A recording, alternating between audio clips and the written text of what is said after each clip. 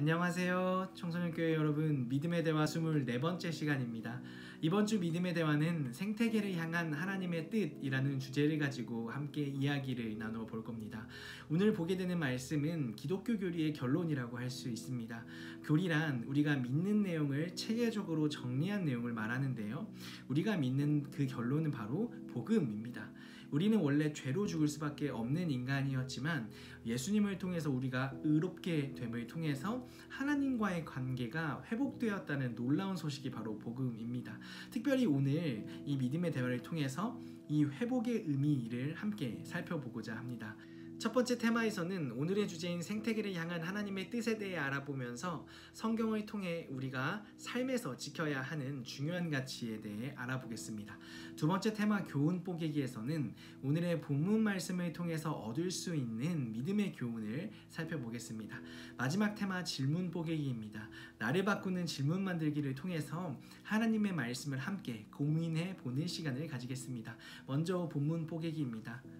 오늘의 성경 구절은 로마서 8장 18절에서 22절까지 말씀입니다. 이 시간 잠시 영상을 멈추시고 함께 말씀을 찾아보겠습니다.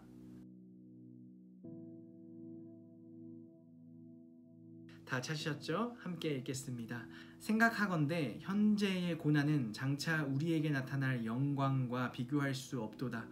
피조물이 고대하는 바는 하나님의 아들들이 나타나는 것이니 피조물이 허무한데 굴복하는 것은 자기 뜻이 아니요 오직 굴복하게 하시는 이로 말미암음이라.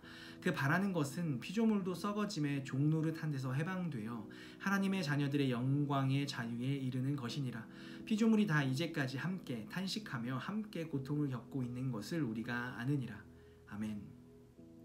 여러분 혹시 2019년 오스트레일리아에서 일어난 큰 산불을 기억하시나요? 이 산불은 2019년 9월에 시작돼서 2020년 2월이 되어서야 진화가 되었습니다. 이 산불로 인해서 우리나라 면적의 85%에 해당하는 지역이 큰 피해를 입게 됩니다. 이렇게 심각한 산불이 매년 오스트레일리아뿐만 아니라 미국에서도 계속 지속되고 있다고 합니다.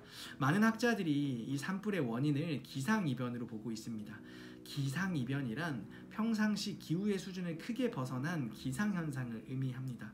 기상이변은 지구온난화로 인해서 일어난다고 알려져 있습니다.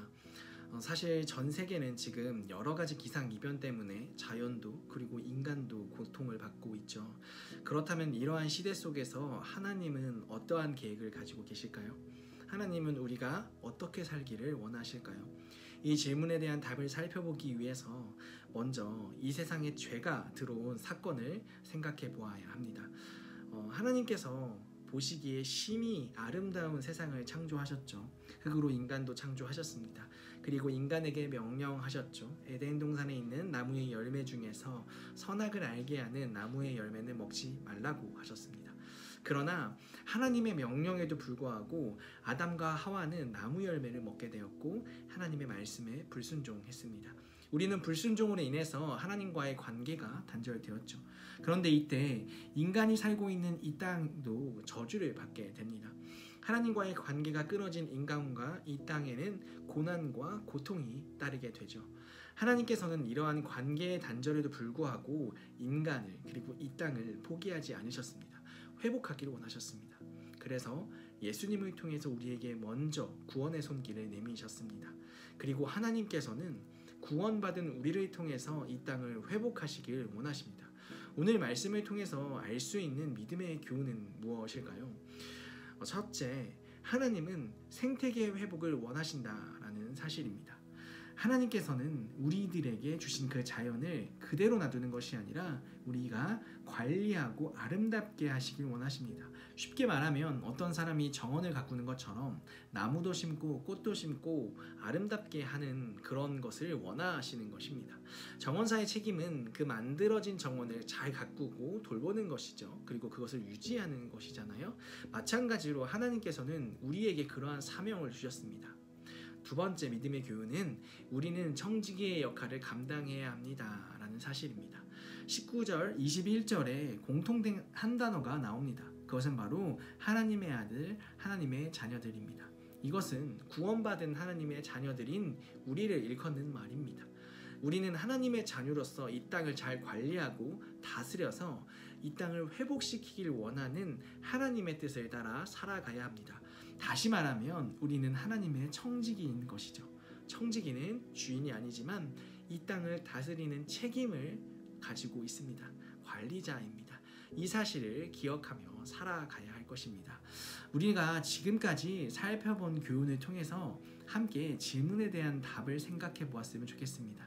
여러분께 드리는 두 가지 질문입니다. 첫 번째 질문은 나는 이 땅의 청지기로서 어떤 역할을 감당할 수 있을까요? 입니다.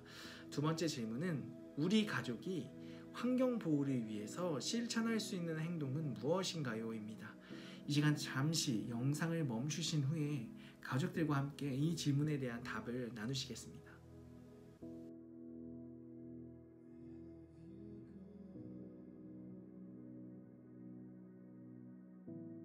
오늘의 믿음의 대화는 여기까지입니다. 새로운 한 주를 살아가시면서 하나님께서 보내신 곳에서 이웃과 이 땅을 섬기며 살아가시길 바랍니다. 감사합니다. 안녕.